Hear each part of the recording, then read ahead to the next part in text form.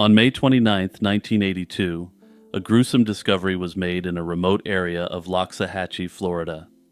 In a shallow grave, investigators found a green nylon bag containing the skeletal remains of a young female.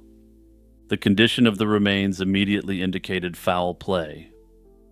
Crucially, the perpetrator had sliced off the victim's fingertips, an apparent attempt to prevent identification. This chilling detail led detectives to initially believe that the perpetrator likely knew the victim and feared being linked to the crime if her body were identified. At the scene, authorities also recovered personal items: a digital watch and a pair of handmade post-type earrings crafted from 2 pennies minted in 1979. Local law enforcement and the medical examiner began working to learn who this young woman was and what had happened to her. The Palm Beach County medical examiner examined the remains, which were in an advanced state of decomposition, and noted no immediate cause of death on the skeleton. The manner of death was presumed to be a slaying given the circumstances, and investigators combed through the additional clues, but nothing turned up. The location was semi-rural and sparsely developed at the time, offering the perp the seclusion to hide the crime. Investigators painstakingly compared the recovered skeletal profile against over 1,000 missing person cases nationwide, hoping to find a match, but every comparison came up empty. With no identity and no witnesses, the case of this Loxahatchee Jane Doe grew cold, and the victim remained nameless for many years. Unbeknownst to Palm Beach County authorities, about 18 months before the Loxahatchee remains were found, a 17-year-old girl named Tina Beebe had vanished. Tina was living with her family in the Fort Myers area when, on January 20th, 1981, she suddenly went missing. In the days before her disappearance, Tina had shared an excited story with her older sister, Holly. According to a later interview with Holly, Tina came home and excitedly told her sister that she had met a big-time modeling scout. This man had approached Tina with the promise of a job as a model, a dream opportunity for the teenager. Tina left home, ostensibly to pursue this offer, and her family never saw her again. At the time, Tina's disappearance was a mystery. There were no obvious signs of abduction at her home, and friends initially wondered if she might have run off to start a modeling career. Tina's family were convinced something was wrong. A dark development soon appeared to confirm the family's fears. The day after Tina vanished, one of her acquaintances was brutally slain. Tina had been friends with 27-year-old Harvey Michael McElroy, a known enforcer for a local gang who had recently escaped prison. McElroy was found slain, and his body burned in an apparent gangland slaying. This raised disturbing questions about Tina's fate. Investigators in Southwest Florida considered the possibility that Tina might have gotten entangled in McElroy's dangerous world. There was even speculation that Tina had been working for McElroy, perhaps in some illicit capacity, and that the same gang may have eliminated her to tie up loose ends. Notably, this gang had a reputation for extreme violence and was also confirmed to have slain numerous other people in the area at the time. These leads were tenuous and difficult to prove, but they show that early on, law enforcement did consider a gang connection in Tina Beebe's case. Still, with no body and no solid evidence of what happened to Tina in 1981, her case in Fort Myers went cold, much like the unidentified remains case did in Palm Beach County. For decades, the mystery of the Loxahatchee Jane Doe and the disappearance of Tina Beebe remained unsolved puzzles running in parallel, unknown to each other. By the early 2000s, the unidentified remains from Loxahatchee were stored among dozens of other cold cases at the Palm Beach County Medical Examiner's Office. In 2013, the Palm Beach County Sheriff's Office decided to take a fresh look at its Jane Doe cases. A forensic artist began creating facial reconstructions and circulating details in hopes of generating new leads. One day, Holly, Tina's sister, happened to hear about an unidentified female body found on Florida's East Coast years ago. Holly's intuition immediately told her this could be her sister. She immediately rushed into action and contacted the sheriff's office to explain about Tina. When Holly reached an investigator and began describing her sister's case, the officer realized exactly which cold case she was referring to. Holly sent the sheriff's office a photograph of Tina, and the forensic artist compared it to the skull of the Jane Doe he had worked with to create the sketch. The skull's facial structure showed a unique asymmetry, which appeared to be shared by Tina. Experts also noted that the Jane Doe's teeth and Tina's dental records lined up perfectly. After 31 years of anonymity, the young woman in the shallow grave finally had a name. In July 2013, authorities officially confirmed that the Loxahatchee remains were identified as Tina Marie Beebe, who had been just 17 years old at the time. They now knew for certain Tina had been deceased all those years. But this gave rise to two important questions. Who had slain her, and why? With Tina Beebe's identity restored, detectives could finally piece together her last known movements and pursue suspects. The circumstances of her disappearance immediately drew attention to one infamous criminal, Christopher Wilder. Wilder was an Australian-American serial perpetrator who lived in South Florida and in 1984 embarked on a cross-country crime spree targeting young women. He would pose as a photographer or modeling agent to lure victims with promises of careers, then abduct them and commit horrific acts to them. In the span of early 1984, Wilder ended the lives of at least 8 women across the U.S. before he died in a police shootout. Since his death, Wilder has been suspected in numerous unsolved cases of young women, especially those who had modeling or acting aspirations. Several facts in Tina's case point eerily toward Wilder's modus operandi. Tina disappeared after telling her sister about a man offering her a modeling job, which is exactly the kind of bait Wilder used on his victims. Additionally, Tina's remains were found not far from a property in Loxahatchee, which Wilder owned. In fact, just months after Tina's body was discovered, another potential victim of his, Leona Keller, was found in the same area. Notably, though, it's important to remember that Leona herself has never been conclusively tied to Wilder. It's important to note that Wilder was active in Florida from 1981 to 1984, and Tina's case fits a pattern. However, all the confirmed cases associated with him are from 1984, though the authorities suspect he had engaged in his sick predation for many years longer. If Wilder was indeed responsible for Tina's slaying, any real justice will be elusive, given the fact that he's been deceased for decades. The other theory that has lingered is the earlier gang connection. Was Tina collateral damage in a criminal underworld feud? Tina's friendship with Harvey McElroy and the timing of his gang-related slaying raised suspicions that she might have been silenced by the same crew in January 1981. The fact that Tina's fingers were chopped to hide her identity potentially suggests a gangland slaying by people who were concerned she would be tied back to McElroy. Further yet, Christopher Wilder wasn't known to have committed this act with his other victims, despite committing unspeakable horrors towards them. However, the gang theory is largely speculative and has never been proven. No direct evidence tying the gang to Tina's death has surfaced publicly. From my perspective, the theory involving Christopher Wilder feels far more convincing. The evidence of Tina's sister is simply too strong to ignore. Wilder was infamous for exactly that method, using the irresistible promise of modeling contracts to lure young women into his trap.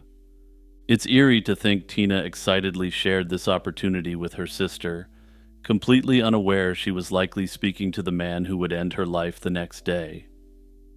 The timing aligns so perfectly that it's hard to overlook. Wilder lived in Florida at the exact same period, living essentially next to the property where her body was found. Additionally, the location where Tina's remains were found further strengthens this suspicion. That said, the location of Tina's remains could have been a coincidence. Further, it's always possible that someone else who meant to do her harm also promised her a modeling gig, perhaps in an attempt to get Tina in an isolated one-on-one setting. That is to say, promising someone a modeling job isn't the most unique modus operandi in existence. In fact, the idea is so common that the idea of a creepy guy posing as a modeling agent or photographer has become a common trope in pop culture. Hey everyone, it's Jimmy just shouting out my two other channels, Lazy Chill History and Lazy Chill True Crime. The first focuses on historical content and mysteries, while the second focuses on solved cases. Anyway, let's get back to business. Patricia Campbell was a 15-year-old girl from Pocatello, Idaho, who vanished on July 22, 1978, during a Community Pioneer Day celebration at Alameda Park. She was last seen with her friend, 12-year-old Tina Anderson, enjoying the festivities that summer evening. When Tina failed to show up for a scheduled babysitting job across from the park that night, the girls' families reported them missing. Initially, authorities treated the girls as possible runaways, a common assumption at the time, but this theory would soon collapse as evidence of foul play emerged. 3 years later, in October 1981, hunters stumbled upon human remains in a remote brushy hillside area about 60 miles from Pocatello in rural Oneida County. Investigators arriving on the scene discovered scattered bones and a skull with a small hole in it. They also discovered deteriorated clothing matching what Patricia and Tina had been wearing when they disappeared. Spent shell casings were also recovered at the site, a grim indication of their violent end. The remains were identified as belonging to two young females, and one set was positively identified through dental records as Tina Anderson. The other bones were strongly suspected to be Patricia Campbell's, given that both girls had disappeared together. But at the time, in 1981, there was not enough evidence to conclusively identify Patricia's remains. The then technically unidentified victim, later confirmed to be Patricia, also showed signs of severe blunt force trauma to the head. The discovery of the bodies definitively ended any speculation that the girls were runaways. The case of Patricia Campbell and Tina Anderson presented immediate challenges to the authorities. Perhaps most obviously, the initial assumption that they were runaways may have resulted in significant evidence being forever lost to time. And stay tuned, because it'll become apparent shortly that the initial investigation was extremely questionable, even according to the authorities themselves. Because the remains were found in Oneida County, outside of Pocatello's jurisdiction, multiple law enforcement agencies became involved. Investigators back in 1978 had few solid leads. However, through interviews, they learned the two girls had left Alameda Park at one point on July 22nd with some acquaintances. According to witness reports later uncovered, Patricia and Tina, along with a few other local youths, visited a nearby house during the festival.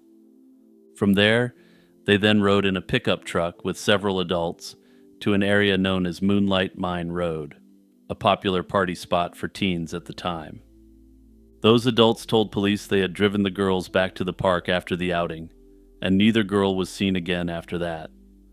These circumstances suggest the girls perhaps initially willingly accompanied people they thought they knew, rather than being abducted by a stranger off the street.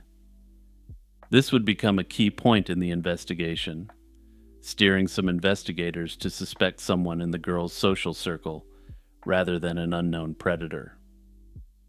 Despite those early leads, no arrests were made in the initial years.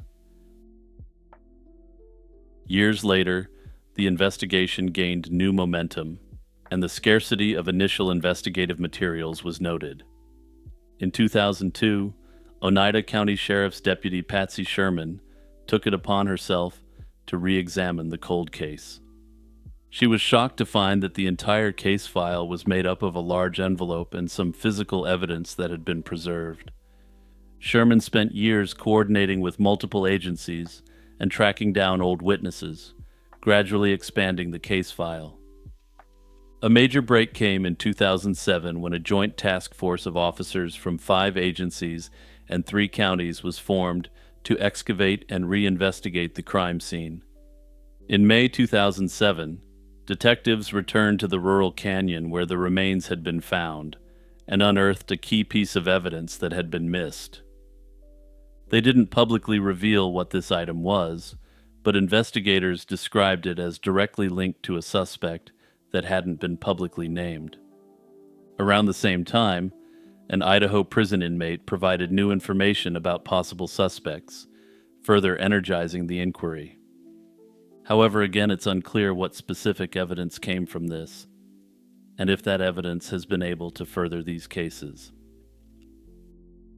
Another crucial development in 2007 was in forensic identification. Investigators realized that confirming the identity of the second body was vital. The Oneida County Sheriff's Office located Patricia's presumed remains, which had been misplaced in evidence storage for years, and submitted them for DNA testing. In March 2007, nearly 29 years after Patricia had gone missing, modern DNA analysis finally confirmed that those remains were Patricia Campbell's, as was long believed. In a parallel twist, additional remains had been found in the area years after the initial discovery. In October 1986, a hunter found a partial human skull in the same 2-mile canyon area of Oneida County. At the time, forensic experts were unsure if this skull was related to Patricia and Tina's case. Early anthropological analysis of the skull suggested an adolescent female of around 16 years old. Crucially, this anthropologist identified the remains as being from someone of likely mixed racial ancestry, which didn't match with Patricia.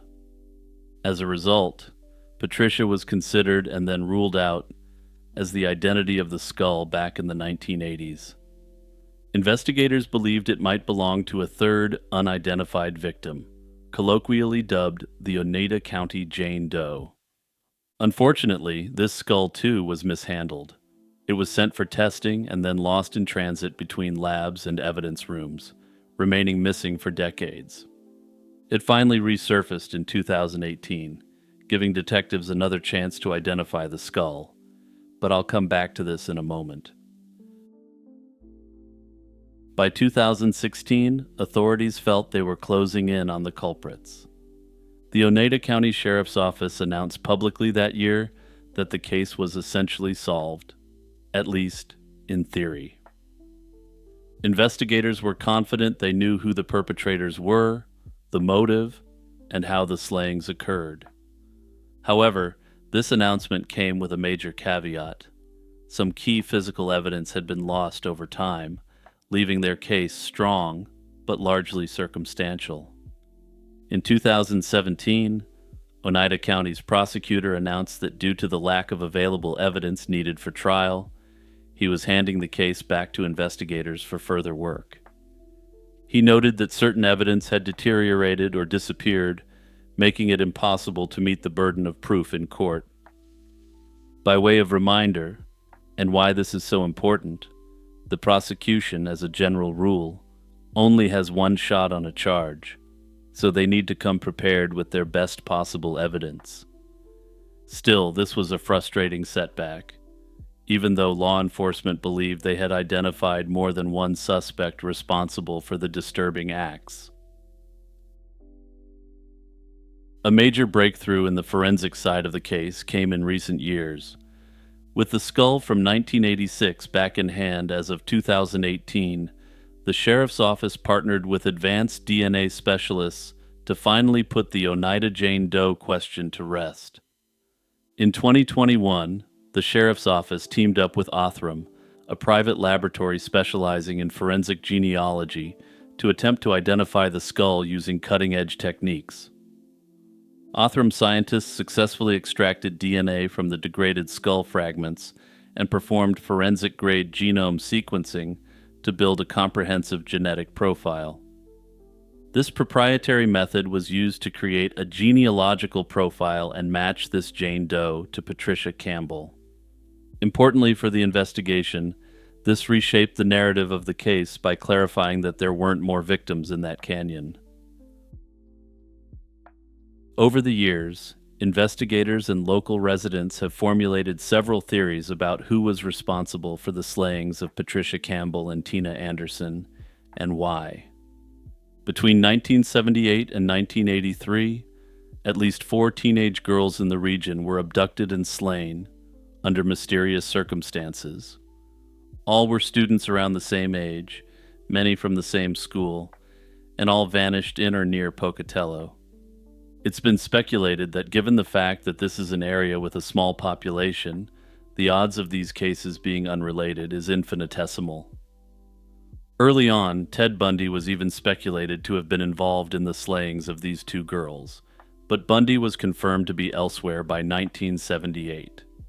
More likely, any serial involvement would point to a local culprit or culprits operating in southeastern Idaho in the late 1970s and early 1980s. Speculation has long focused on the adults who were last seen with Patricia Campbell and Tina Anderson. To address the elephant in the room, the very idea that these fully grown adults were taking these 2 girls to a quote-unquote party spot has obviously set off alarm bells. It's long been speculated that they may have also been providing them with substances as well. Independent witnesses confirmed the girls willingly accompanied these individuals in a pickup truck to Moonlight Mine Road, a popular hangout for teens. Although the adults insisted they'd return the girls safely to Alameda Park, neither Patricia nor Tina was seen again afterward, casting doubt on their account. With circumstantial evidence pointing toward familiarity rather than random abduction, these adults are believed by many to be those who are still under scrutiny by the authorities. At present, it's unclear if any potential DNA evidence of the perpetrator or perpetrators has been found or preserved. If it has, given the ability to recover significantly degraded DNA, and given the power of genetic genealogy, those responsible for these heinous acts shouldn't rest too easy.